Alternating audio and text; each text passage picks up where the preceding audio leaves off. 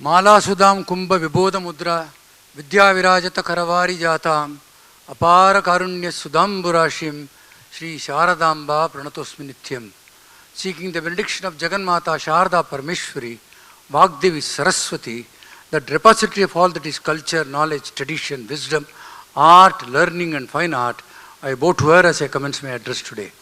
It gives me great pleasure to welcome you all to this pleasant and solemn function organized this evening to commemorate the 108th birth anniversary of the Mahavidushi of our living memories, the musician of musicians, the musician non-peril, the nightingale of music, the one and the only Bharat Ratna, Dr. M.S. Subbulakshmi. Our birth anniversary falls on the 16th of September, and for the convenience of both the audience and the awardees, we have it advanced to this evening of the 14th of September, and also to confer the Sri Shanmukhananda Bharat Ratna, Dr. M.S. Subbulakshmi, Sangeetha Pracharya Award to Dr. Manjula Sriram, and to grant fellowship in honor, memory and remembrance of Subbulakshmi to 50 pairs of young musicians of all genres across the landscape of this country, 54 in the aggregate, with Sri Shanmukhananda Bharat Ratna M.S. Subbulakshmi Fellowship in Music.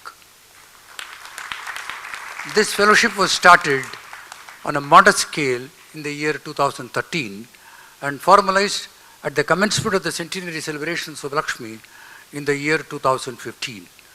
Over the years, this fellowship has been granted to 203 young musicians from across the country, involving a disbursement of 5.55 crores. By far, this is the largest award for young musicians, even for other awards for old alike, except the central government. And this journey of celebrating the excellence in the youngsters to perpetuate this great virasat of this blessed land of ours continues. From the haunting melody of a sweet vocal recital to the graceful movements of a Bharatanatyam dancer, the sweet strains of veena, to the joyful gathering of the parents and students of neighboring schools for their annual day celebrations, to the Maha-adhivations of nationally acclaimed political parties, to the annual general meetings of large business conglomerates, to the best of international opera, the choicest of them, shining and glittering from this very same stage, the Vyasapita, this auditorium has been a silent witness to all. Today, it is more than an edifice. It is part of a living history, a monument of a cultural synthesis, one singular object that in its multifaceted dimension and secular nature epitomizes the city that it stands tall and proud in, and in a larger sense the nation itself. Shanmukhananda is a living tradition. The Sabha enjoyed a very close relationship with Dr. M.S. Subbulakshmi, transcending the conventional relationship between an artist and an institution promoting art. This auditorium, majestic as it is, was dedicated to the nation on the 22nd of August 1963, 61 years before. The inaugural programs, part of the inauguration, comprised of 3 major vocal concerts of Ariyagudi Ramanujaya Iyengar, Shembai Vaidyanatha Bhagavatar, and the versatile Subbulakshmi. From then on, till the conclusion of her musical career, countless number of performances she has given from this very same stage. Vintage classics, which are today part of the archives, the legacy that she has left behind for the generation next. In the year 2000, she was conferred the honorary patronship of the Sabha, and in the same year, she was conferred the Chandrasekharendra Saraswati National Eminence Award. In the year 2002, coinciding with the Golden Jubilee celebrations of the Sabha, it was decided to institute an award for music teachers who give away the lucrative platform of concert music so that the art and science of music, the classical art of this country, can be transferred with pristine purity to the generation next. And we approached Subbulakshmi and she assented to give her name for this award. Never before and never later in her life journey has she ever seconded her name for any honors, titles or accolades, or for that matter anything, fellowship or anything. Singularly, the Shanmukhananda Bharat Ratna Sangeetha Pracharya award is the only award that carries her name with consent. Countless number of awards have come in her name, but all after her demise, when she was not around to either bless them or give her consent to them. Dr. Manjula Shriram will consider herself singularly blessed that she is just not receiving an award, but she is receiving the blessings of the Mahavidushi herself. In the year 2004, immediately after demise, the Sabha had set up a life-size statue of Subbulakshmi to adorn the front foyer of this auditorium, again the only institution in the country to have that life-size image of Subbulakshmi adoring the front foyer. Countless number of people who come on to the portals of this institution, a minimum of 600,000 in a year, 700,000 occasionally, inspired, motivated and blessed by this great musician of our times. In the year 2006, the Sabha reconstructed another premises of its Bharatiya premises and named that premises and the auditorium after Subbulakshmi, again the only institution in the country which has an auditorium and a building named after Subbulakshmi. The Sabha celebrated the centenary of Subbulakshmi not just for 1 year, but for a record period of 3 years, the like of which honor has never ever been given to any person on the earth, leave alone a musician. The centenary commenced in the year 2015 as the commencement of the centenary year. Actual centenary was in the year 2016. Then at the instance of the government of India, it was extended by them. They said, you have to join us. And then the Central Sangeet Natak Academy joined hands with the Sabha to celebrate the centenary of Subbulakshmi in the year 2017. And it was in 2015 at the commencement that we formalized the fellowship in her honor and memory that has brought several of these youngsters onto this stage for the 9th time since then. This journey of celebrating human excellence that Subbulakshmi advocated, espoused and promoted continues with unremitting vigor and devotion.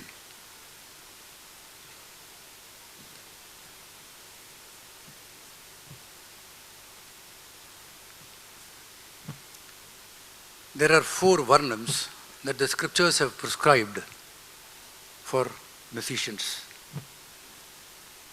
And the scriptures say that he who sings, adhering to the sampradaya, with focus on sahitya, bhava and bhakti, and offers it as a divine service, he is uttama, the pradhamashreni, the highest of a performer. The second is the category of persons who adhere to all these tenets of music, but do it not as service to the Lord, but for themselves. They are madhyama. The third is a category of musicians who will sing and sing only for pecuniary gains. They are adama. And the fourth is a category of musicians who will neither follow all these tenets of music, but yet use the medium of music to subserve criminality, absurdity, and debase humanity. They are adamadama. Subbulakshmi's template of music was the highest shreni of music that was a stickler for sampradaya, adhered to sahitya, bhava, and I don't think there is any other musician, either in the past or now, who oozed bhakti when she sang from any stage. It is that element of Subbulakshmi that these youngsters can do well to take from her. It is given to a chosen few to leave impressionable footprints on the verdant sphere of any art form. Subbulakshmi was a musician extraordinary. Her music would convert a mundane environment into a divine one. She was not given to bigotry, for she herself, that was alien and foreign to her, for she herself was poor, she was marginalized, and she was belonging to the downtrodden. Her compassion for the poor was not limited only to signing off checks out of her performance fee, almost all of that performance fee from the platforms from where she sang. But compassion for the poor was a way of life for Subbulakshmi, and that lent mercy to her music. The timeless, priceless heritage of Subbulakshmi's music shall forever remain a golden chapter in the history of global music. Subbulakshmi would have moved from the seen to the unseen, shed her mortal coil on the 11th of December 2004. She still lives. This singing legend lives through her Suprabhadams and bhajans. She is ensconced in a divine state in the sanctum sanctorums and the temples of this blessed land of ours, from where she is radiating her blessings to all, and particularly to the young ones who are pursuing this great classical art of our nation. This year, the Sangeetha Pracharya Award is being conferred on Dr. Manjula Sriram, a musician and a musicologist of exceptional merit. Countless number of students have passed out of the portals of her institution and through her blessed hands, learning the 3 R's, the art and science of Carnatic music. During a decade-long association as the senior lecturer of the Madras Music Academy in the Teachers Training College, countless number of teachers of music have been shaped, groomed and developed by Dr. Manjula Sriram. Several of our disciples are today shining stars on the Carnatic platform, and it speaks well of how well the Guru has transmitted the art of music to the disciples. This year, the fellowship that is being conferred has a few firsts. There has been an expansion in the genre of music that has been brought within the eligibility of the fellowship award. For the first time ever, we have got folklore.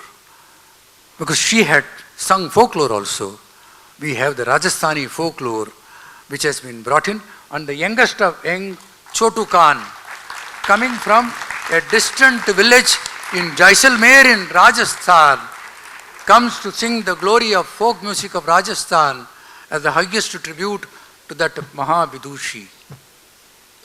Ayan Deshpande, who comes from this place of ours, Mumbai, is a pianist of international recognition. Look at his size. I think the piano is bigger than him. And yet, he has emerged a class by himself in piano, and piano has also been brought into this stream. We have also brought in drum, and we have one of the fastest drummers in the world in that age category to which he belongs to. There was Samuel. Where is he? Oh, there he is. He too has been added to the fellowship awards. That makes it indeed very special that we are expanding and trying to cover all facets of music. It is just not limited even to the music that she promoted, but the classical art of this country. This blessed land of ours is a living history that spans several millennia.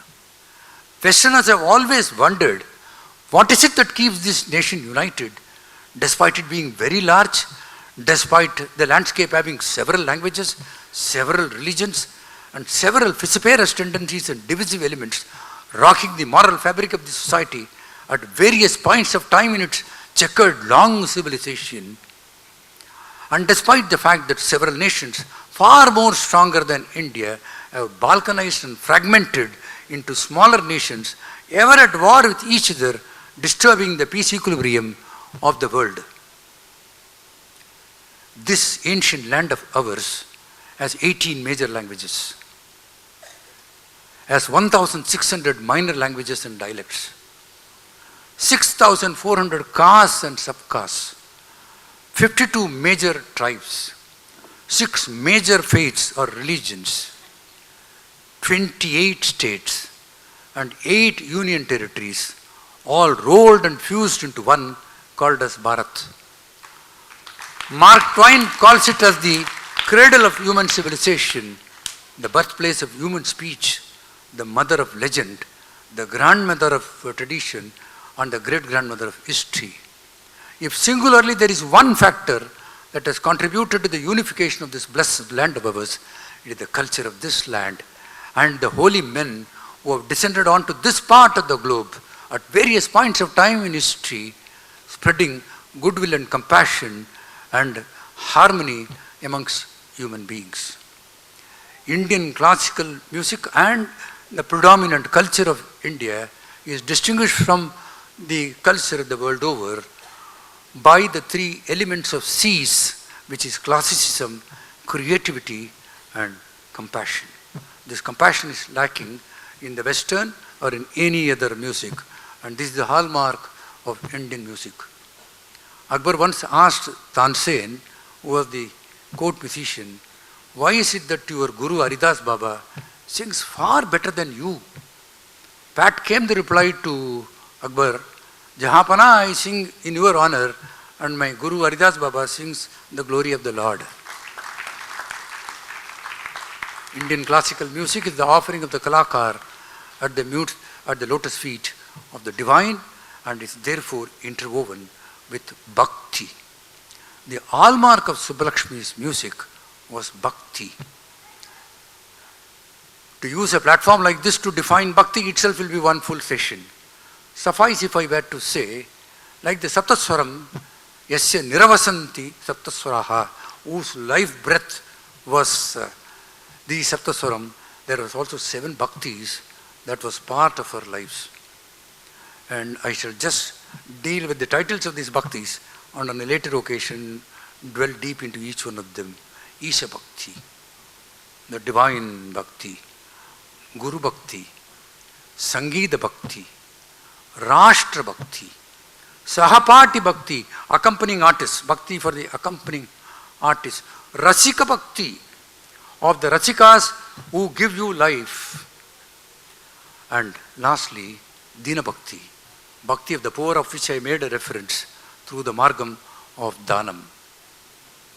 And it is this Bhakti in Subbulakshmi that these children will have to imbibe as they go forward, if we were to legitimately claim to be ambassadors of music that Subbulakshmi had promoted, and they call themselves worthy of the fellowship that has been given in honor and memory of her. We are beholden to Padma Vibhushan, Pandit Hariprasad Chaurasia ji. At this ripe age, he has come all the way, beating the Mumbai's traffic, which is far more difficult than even traveling from Delhi to Mumbai or from some other place to Mumbai. And therefore he could not come in time thanks to Mumbai's traffic, and that too during these days of Ganpati, comes singularly for all these young ones. He has come to inspire them, he has come to motivate them, he has come to tell them, don't move away from the path that you have already opted for yourself. And Hariprasad ji was given the highest honor of our Sabha, the Lifetime Achievement Award, on the 10th of December 2005. That award has now been rechristened as the Sangeetha Kala Vibhushan. Ustad ji, Pandit ji, gave his own basuri, one of the basuris with which he has played during his lifetime, donated it to the Sabha, and it adorns and glitters the Maestro's gallery in the front foyer of the Sabha. Both Dr. Manjula Shriram and all these children will consider themselves distinctly blessed to have received an award or a title at his blessed hands. They shall carry forward cherished memories which cannot be erased from their minds for several years to come. And the face of Hariprasad ji is Basuri. He is the flautist of the millennium. will inspire them to reach the same levels of excellence in whatever genre of music that they are following. As I stand before you, my mind travels to Ustad Rashid Khan, Padma Bhushan Ustad Rashid Khan of the Rampur Sahwas Gharana. He was one of the foremost singers of that Gharana, and at a very young age had come to a level of acceptance that he would have become a legend of the century, and he would have outclassed several of the performers that we would have seen during our living times. But wo to Allah ke pyare ho gaye kam umar pe. At the very young age of 55, he joined Allah so that he could be of service to him through his music. Last year, the Sabha had dedicated the entire year for Parampara, and therefore several concerts were organized on this very platform, which brought families, generations of musicians to perform over here. And I had settled with Rashid Khan that either in the month of February or in the month of March, Rashid will come along with his son Arman, who is sitting over there, and with an interlude from both daughters of his, and give a Parampara series in our Sabha. But fate willed otherwise. On the 9th of January, this very year, he breathed his last, and that Parampara series could not be held. The compensation for that is to confer this award on his son, who has already come of age. Despite being young, he is no less compared to his father, and his performance makes me believe that he will even outclass his father with the passage of time. Never before in the history of this institution have we breached the norm of one award for one musician. For the first time ever, in this year of 2024, we are breaching it for Arman Khan. Arman receives the award today, and he comes back again in the month of December to receive the Sangeetha Shiromani Award in the company of global violin icon Dr. L. Subramaniam. Rashid Khan named him as Arman Khan. Pitashri ke sab Arman is ladka purna karega. And this award and the several titles that will come his way will inspire him to believe that he shall become the foremost advocate of the Rampur Savas Gharana and come of age as the best one.